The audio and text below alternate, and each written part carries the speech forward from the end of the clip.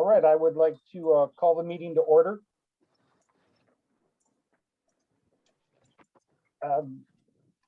Chair Allen, or Commissioner, Vice Chair Allen, could you please lead us in the flag salute? Please mute your microphone for the flag salute. I'm a Scoutmaster. I always want to do this when I do that. I pledge allegiance to the flag of the United States of America and to the republic for which it stands, one nation, under God, indivisible, with liberty and justice for all. Thanks, Alan. Secretary, will you please call the roll? Yes, Chair Dare. Here. Vice Chair Franz. Here. Commissioner Morfin. Here. Can you hear me? Perez. Yes. Perez here. You have a quorum. Excellent. Do we have any changes to the agenda? There are none. We have a motion to approve the agenda. Motion. I'll second it. Motion by Commissioner Perez, seconded by Chair Dare to approve the agenda. Chair Dare, Yes. Vice Chair Franz, Yes. Commissioner Morfin, Yes. Commissioner Perez, Yes. motion carries. Excellent. So now we'll take any comments from members of the audience. Any public comments? If you're a member of the public and you'd like to leave a comment, you could hit the raise hand button on the bottom of the app. All right. I don't see any raised hands.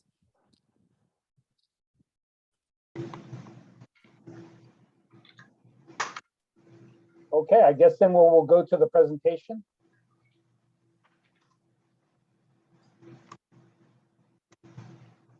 Item number 1 is implementation plan for Senate Bill 1383, Short-Lived Climate Pollutants Reduction Act, and Environmental Control Director Agent will present the item. Lisa, let me get my camera back on. No, sorry, let me share my screen.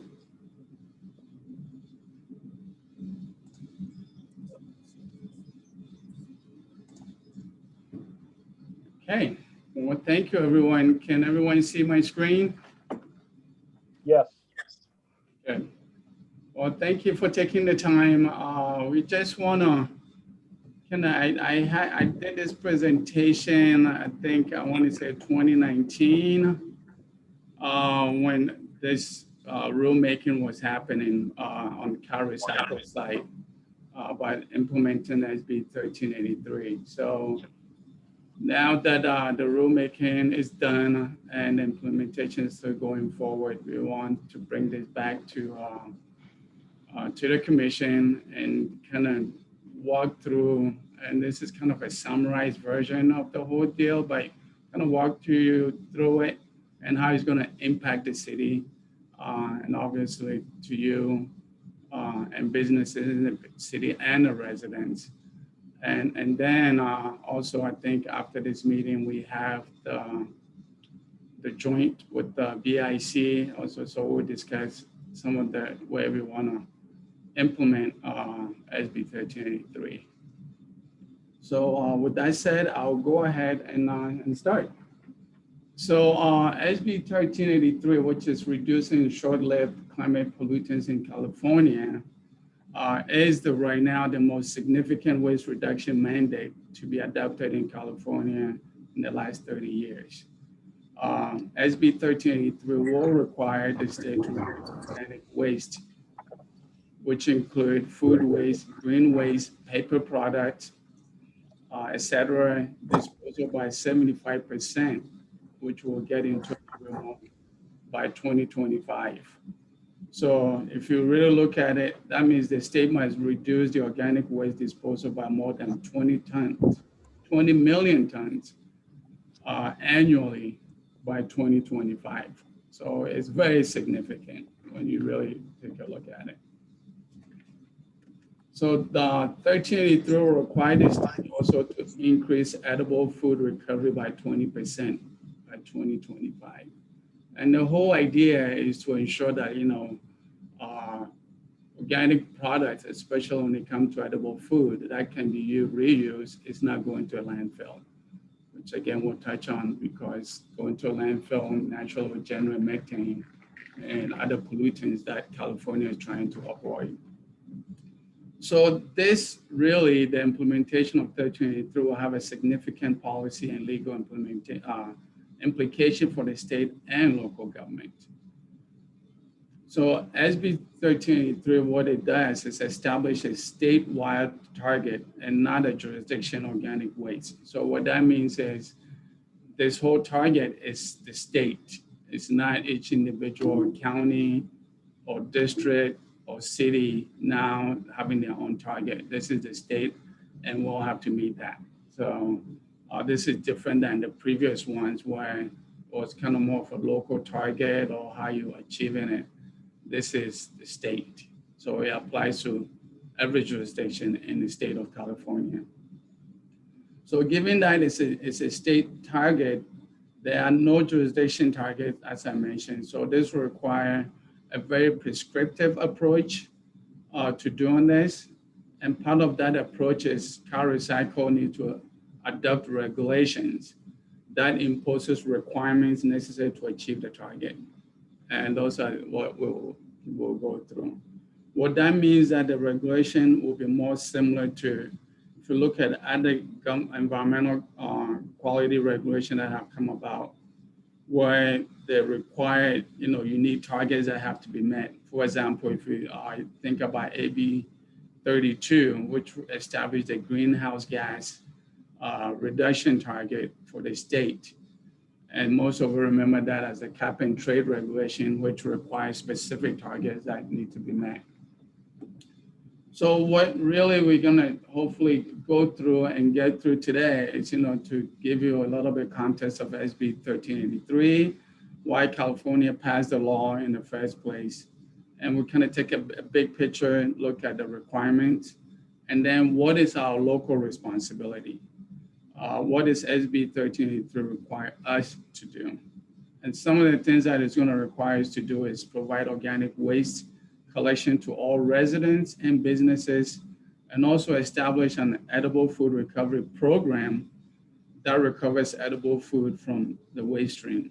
That is big. That was something that it wasn't before. We all talked about edible food being recovered, and now the state wants to see actually a specific program addressing that issue.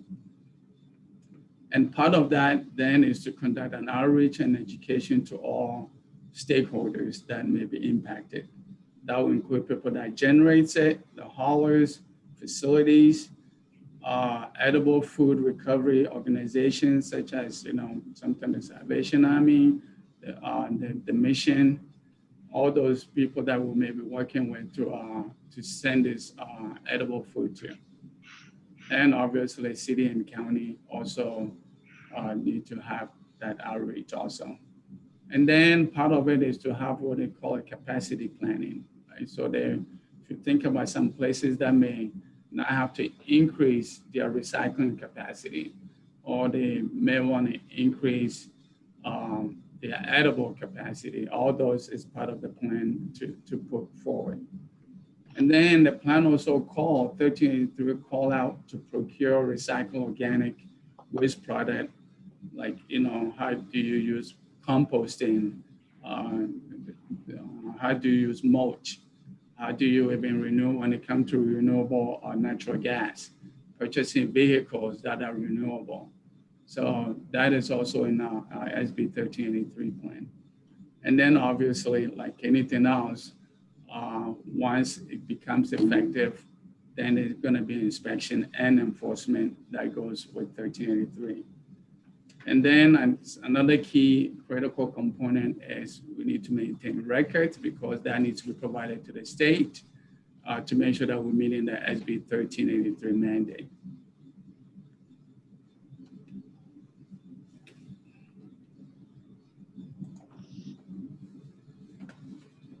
So the next slide that I have is organic. What are type of the organic waste stream that the California is thinking about, and how do we want to reduce that? So when we're talking about organic waste for the purpose of SB 1383, really, as I mentioned earlier, what we're talking about is green waste and wood waste, but also fibers such as paper, cardboard, sometimes carpet, all those that are fibers, once we're able to recycle those. And then as you can see on the chart, organic waste is really big on our waste stream, right? It's about 2/3 of what our waste is in California. And then the next one, as you look, is food waste. Food waste, according to Cal Recycle, I think comprise about 18% of what we get rid of. So that's a huge waste that goes to a landfill. So the idea of the whole SB 1383 is to reduce that. So the other thing I think I mentioned quickly earlier, also will require California to recover 20% of what we currently dispose of that is edible. And in Vernon in particular, we have produce businesses. We have, small business that make produce. So anything that can be recovered that is edible, that can be given away, it's where the intent is to do that before if they have to go to composting. The last place they should be going to is a landfill. So how is that? What does that kind of really translate as we look at this? And I think if you look on the slide right here, it's kind of telling numbers, that it's really telling when you look at it, that, in California, it says 1 in 5 children actually go hungry in California.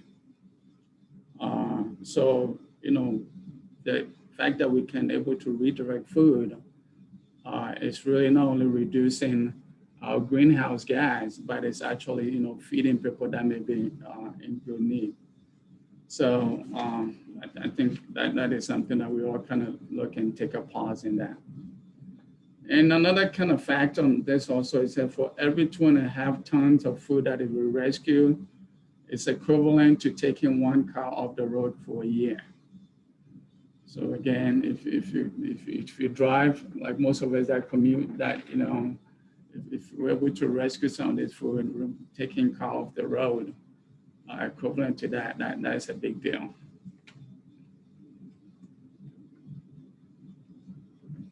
So why is California wants to do all this, and why is SB 1383? So the main thing is we all know about methane gas and how it impacts our climate.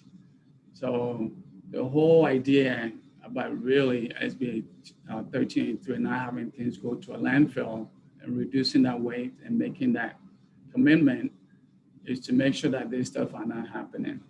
And it's kind of unfortunate that we are, we're in a drought already. We've been in a drought.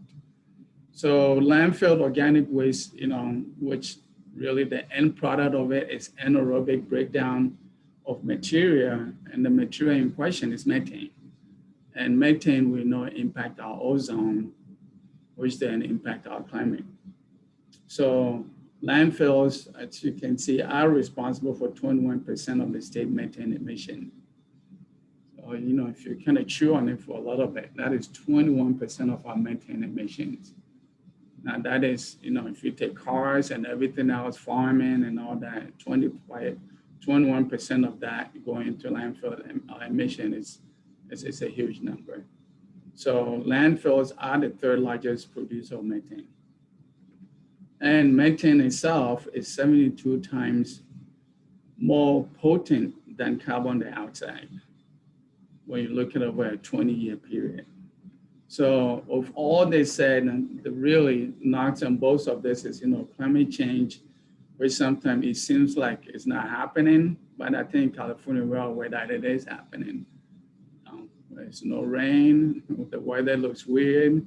Even this month, I think a couple of weeks ago, it didn't look like June, and all of a sudden, we're in a heat wave. So something is happening. And I think that's California's goal of making sure that, this is being taken care of.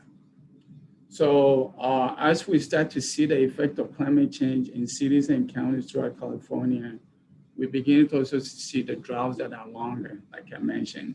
We begin to see temperatures that are warmer. Now, I think yesterday in Palm Springs, I heard it was 118 degrees. That is, I don't even know how you survive that. So these are things that are happening as we speak. So I think, again, go back to this is what California looking what we need to do to kind of slow it down so that it doesn't become a bigger issue down the road. So we shouldn't underestimate, the cost of this climate change impact, because the state and communities are spending billions of dollars to fight, for example, wildfire, as it shows on there. Now the fire season is getting longer and longer. It's coming earlier and earlier. So it's an impact. It's an economic impact to all of us. So we need to pay attention to the effect of it because climate change is here. And then obviously there's a public health impact to all of us also, especially when we talk about health impacts such as asthma and other things that if we don't mitigate what is happening right now. So reducing these gases, example as methane, when things go into landfill, is really part of the whole SB 1383 goal to make sure that that is done. So what are the timelines and how is all this supposed to happen? So these are the requirements. When the law was passed, it was put into kind of the action plan or the timeline when all this is supposed to take effect. So when you kind of take a look on this slide, it says some of, 2020, we were supposed to have a 50% reduction in landfill organic waste. The state is still working on a report. I don't know if that was met or not, but we all know even just rough estimate, thinking about what happened in 2020 with the pandemic and everything, people being home, I don't know how, that was met, but that was the goal. But the key to this requirement is 2022 is when really SB 1383 is supposed to take effect. So at that point, we should put something together, and we're gonna talk about it on the slide that will be coming up. And then you look at 2025 is when we're supposed to have made that 75% reduction in organics that are going to landfill.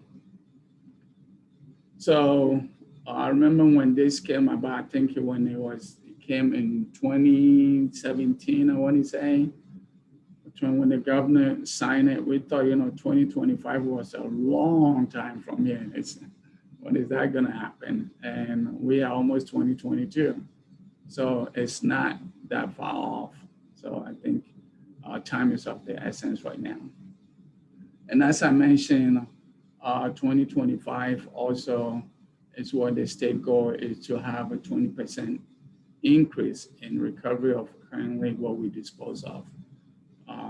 So again, this is gonna impact, the food that we throw away, especially when it comes to, businesses that, deal with produce and other food products. How do we, there are some edible products that naturally sometimes you can't, even if you want to give it away, the shelf life doesn't allow you to do that.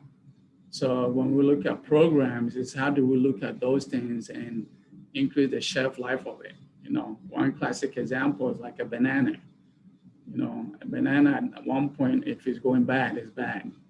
However, we can make banana bread, or we can freeze it. We can do other things with it to extend the shelf life where it can be reused. So all that, those are things that when the state call out that we need to have a program in place to deal with that. Those are the some of the things that they're looking at, so that they don't end up in the trash bin or in the waste basket, and then sadly it doesn't end up in the landfill, which causes all kinds of issues. So food recovery is going to be big and part of this whole effort to make sure that edible food can be given away and it can be done safely. So with that, this slide kind of breaks down really the implementation date. And as I mentioned earlier, the 1383 was adopted in 2016, which the governor signed into law. And then as soon as it was signed, the rulemaking basically started. And Car Recycle was charged to make sure that, this happened. Obviously, they start working on it. And then unfortunately, like I said, 2020 happened, the pandemic happened. We were hoping that, we'll get a reprieve, maybe move the timeline a little bit because of the pandemic, but everything we heard, Car Recycle is still wants to maintain the timeline. I'm aware that there have been some bills that have been introduced in Sacramento to maybe extend this time a little bit, or, when it comes to compliance, maybe change the dates, but we don't know that is gonna, get passed. So our plan is, just this timeline that is set right now, we're gonna work with that timeline. So taking a look at the timeline and the target date, the rulemaking is done. Model ordinance has been published by Car Recycle. And as I mentioned on previous slide, January 1st, 2020, Car Recycle was supposed to, as a state, have a 50% reduction in organic waste disposal. The report hasn't come out yet, at least I haven't seen it, so I don't know if that goal was met. But when you take a look on the slide, the really key and bolded in red is January 1st, 2022. Again, I thought 2022 was a far off from 2016, but that's next year. And we're looking at what, 6 months or less? So that's when the regulation is supposed to take effect. And then enforcement begins. But the enforcement really begins for Car Recycle. Want to make sure that jurisdictions such as Vernon, county, cities have put a program in place, have adopted an ordinance, have something in place to get that going. And then the key date also on the slide is then January 1st, 2024. That's when the enforcement starts. So if you really look at it, we have 2 years to kind of do outreach, educate, have things in place. And then when it comes to January 1st, 2024, where now the expectation is now to have take enforcement action. Our goal in Vernon is we don't want any business to be non-compliant. So even though our time frame is really short. Again, you're gonna hear me you blaming the COVID. Well, 2020 was basically a wash. So we kind of playing catch up to get all this thing through. However, with that said, I think, we can get them done, and come 2024 that we have businesses in compliance, which I want to add, most of the businesses are doing some of this stuff already. It's just a matter of now that the reporting and stuff is going to change, you want to make sure that, everything is set up that, it doesn't impact a business in Vernon. And then the theme on this whole presentation, come January 1st, 2025, the state goal is to see 75% reduction in organic disposal and then 20% increase in edible food recovery. So I don't know if it will change or not, but this is the plan. This is the key implementation date that Car Recycle is expecting all jurisdiction and the state expecting everyone in the state to meet this mandate that is upon all of us.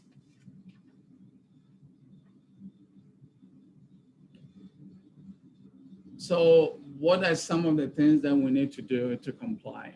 So looking at the slide, by 2022, as a jurisdiction, as a city, Vernon, which we are, because we have our own solid waste program, if we didn't have that already, a jurisdiction is supposed to provide organic collection services to all residents and businesses. They're supposed to establish edible food recovery program. Then, as I mentioned earlier, conduct education and outreach. And then even we as a city and as businesses also have begin to have a procurement policy in place. And what does that mean? Remember I mentioned, you know, some companies may be switching to CNG. They may be buying recycled paper for the office. Some companies may be now instead of using bottled water, is now they only source their water from, you know, using tap water and giving people cups or coolers and stuff so that they're not using plastics. So all that now, they still want to see that as a practice and it's in place as a plan. And then have a capacity planning. So, you know, if we're gonna 75% reduction in landfill, where all this stuff's gonna go? So part of it is, you know, we need to plan ahead how we're gonna meet that goal by what the stuff we're gonna send to. So the capacity planning will be another key component that have to be part of that 2022 goal. So when the previous slide, when I mentioned this is what the enforcement starts for car recycle, that's what car recycle is gonna be looking at to see that you put in those systems in place so that come 2024, that enforcement have to happen. Now they can come and say, you know, I have all this time to have this done. What happened? And then we need to go to the business and say, you know, how come it didn't happen? So again, our goal is come January 1st, 2024, you know, not only the city don't get in trouble, but we don't want businesses also being in trouble because we're not meeting that goal. And I want to be honest, I think Vernon will be on track doing this because I think most of our, especially our big companies here already have a system in place, a program in place. It's just a matter of how do we now combine it, track it, and make sure we're reporting it back to car recycle. So in a nutshell, kind of saying, you know, the planning is now. And part of the area that, you know, we want to really get the outreach and stuff to is there are smaller businesses that may not have the resources and the know-how to ensure that they comply come January 1st, 2024. We want to make sure that we provide all those resources to them to make sure they are ready to go also. So the next slide kind of summarize what I've discussed, but how our responsibility comes in as the regulatory entity. So as you saw in the previous slide, we also have our haulers and provide organic collection services that they provide to resident businesses to make sure that now they have it, how they can separate it out. And then establish the edible food recovery program.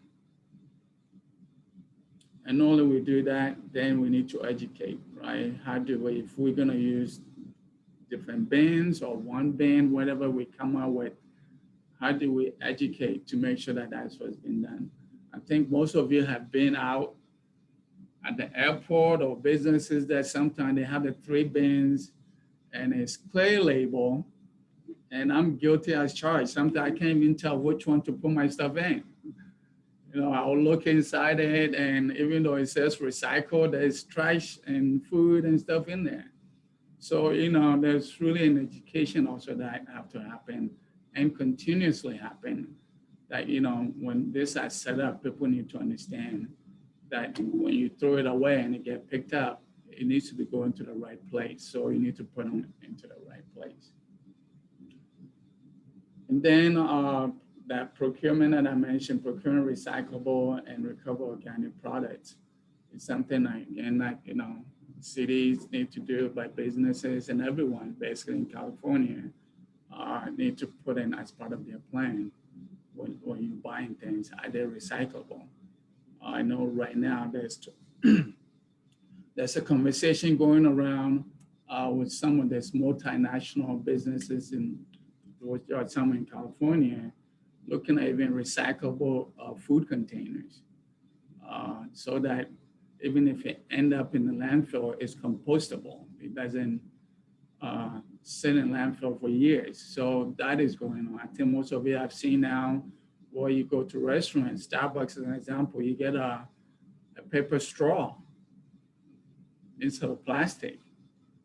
That is procuring a recyclable product, because that paper straw now is something that is, you can compost, and it's a recyclable also from another product what they use to make the straw from. So those, it's what the state is looking to actually firm it up and have a policy and procedure in place. And like I said, the good thing is this had happened already. It just how do we capture that? And then obviously the big thing, which I think will be big for the city and businesses in Vernon, is actually putting a program together where we're working with business to have an edible food recovery program, which means what are the capacities out there? What are the partners outside city that can help us when a business have an edible food that they need to donate or they need to give away?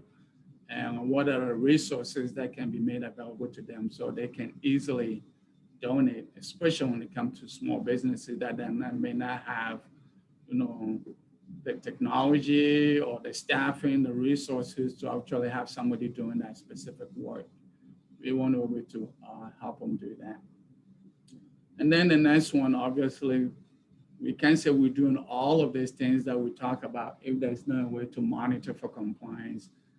And also, if people are not compliant, have some kind of enforcement behind that.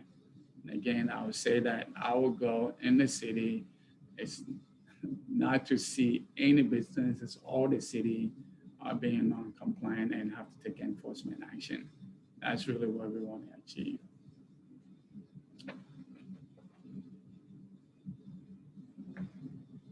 So just quickly want to touch a little bit about, I think I mentioned about the infrastructure.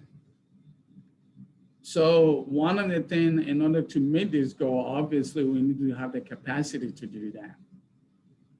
So currently, as Cali Recycle report, they have, I think there's 14 alternative diversion facilities that accept solid waste in California. And they're anticipating that in order to really meet the goal, we need about additional 20 to 25. So what does that mean? You know, we probably need more composting facilities. We probably need more biosolid facilities that can take waste and reuse it. We probably need more places that, you know, can take this waste instead of, again, going to a landfill. It can be repurposed and reused for a different purpose, so it never end up in landfill.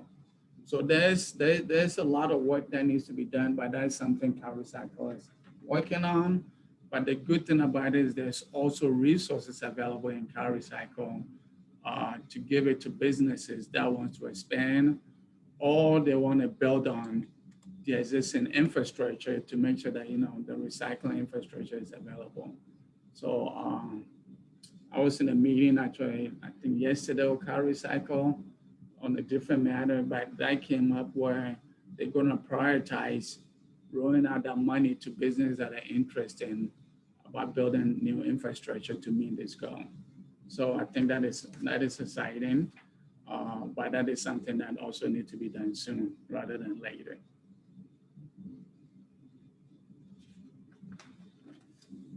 And then my last slide, just kind of to recap what I just kind of mentioned or went through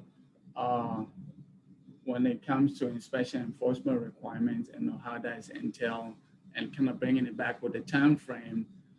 It's really our goal now as we move forward, and we'll talk a little bit about that in the joint meeting, is to adopt an ordinance. Again, I mentioned when they did the rulemaking, they also created a model ordinance that captured all these different elements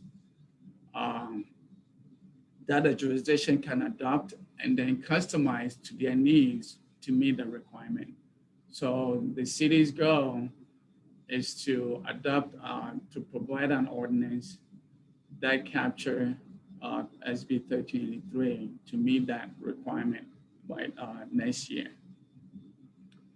And then continue with that process with the training, as I mentioned, work with businesses to make sure that come 2024, we do have a mechanism to be meeting that whole 1383.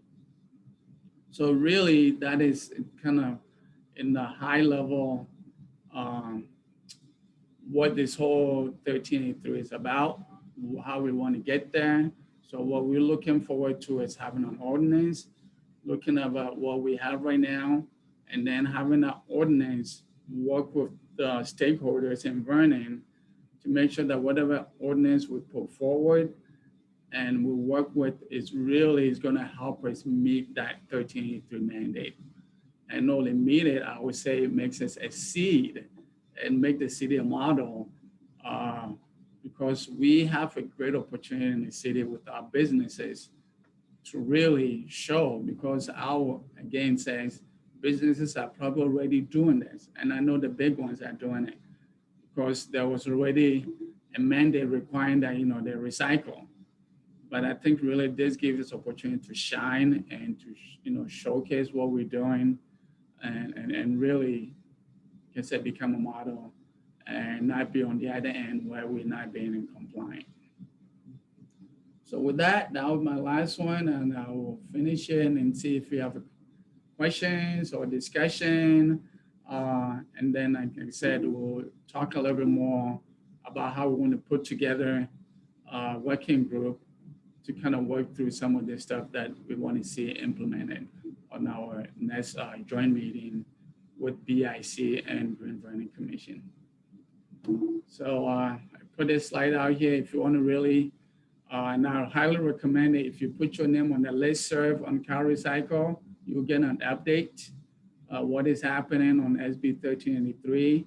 Like I mentioned earlier, you know, there may be some tweaks through legislation that is being proposed. So there's a lot happening, and the time frame, as you saw, it's really not that, it's really short. So there's a lot happening. So if you're interested in learning more about it, we have that information for you.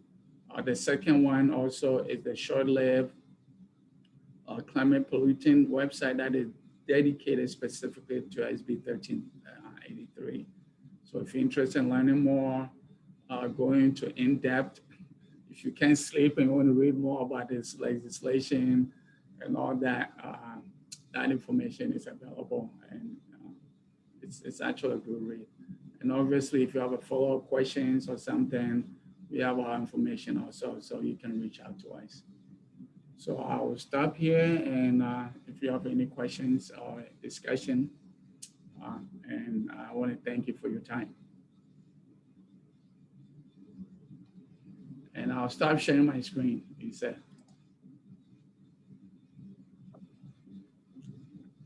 Is there discussions for a website similar to the hazardous waste reporting system that we use for businesses, and would be something similar to that? So there's a forum, and there's been discussions also, but there's been training, and there's been an outreach done. But I think for Vernon centric, what we're looking for, we want to take this and actually expand on that. And I think this is what at 4:30 we want to have an ad hoc where we can really work with the business and provide that training and stuff like that to them.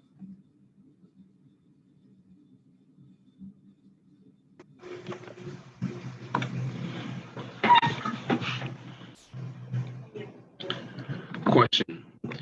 Would a business be able to use their regular donating outputs? Like we have certain animal feed customers that we donate to on a regular basis. Would that still be available as an option, or would you?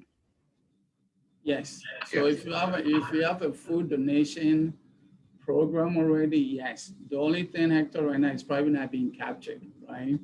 So you do a great job, you give it to somebody, but that is a diversion. It's not going to a landfill, it's not going to a waste.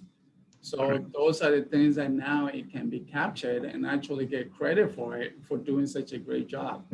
Really, that is kind of is entail because yeah, that's what I was saying earlier. I know most businesses running probably call people to come pick up food that are good to use and they, they instead of putting in the trash, but we don't capture that right now. So part of the mandate is having actually a program to do just that. And then if you look on the flip side, if you need assistance, then we're able to supplement that, For example, a quick example, I know it may not even apply to you, but if you look at a business that may be making perishable edible food, right? It's not just about donating, it's about temperature control, what time they're supposed to pick it up, when is order supposed to happen. So that program will entail where we provide that kind of support. Chain of custody, the fact that even though that's a good Samaritan law to give something away, but if you know that the product is not good, it doesn't matter if it looks edible or not. You don't give it away. The temperature have elapsed, you don't give it away. The other side, which I used to get a lot, if you have a product that say use by date, right? The use by date may expire. That doesn't mean the product is bad. Use by date is a quality issue. It have nothing to do with the product itself. That's when whoever made it says, at that point, we don't care anymore, but it's still good. And the law allows you to give that product away. So those are the gaps that we can fill in and help educate so it doesn't go to trash. Thank you for that.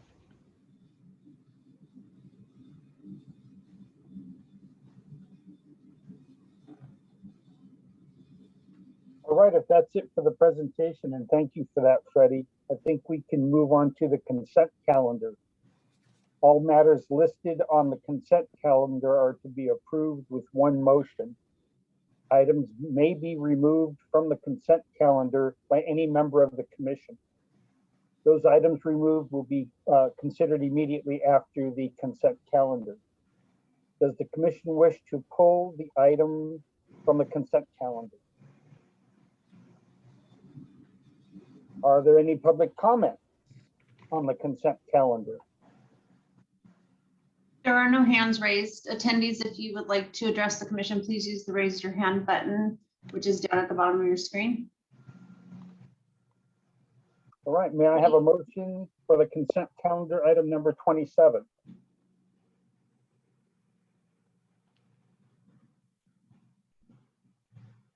Anyone? I'll make a motion.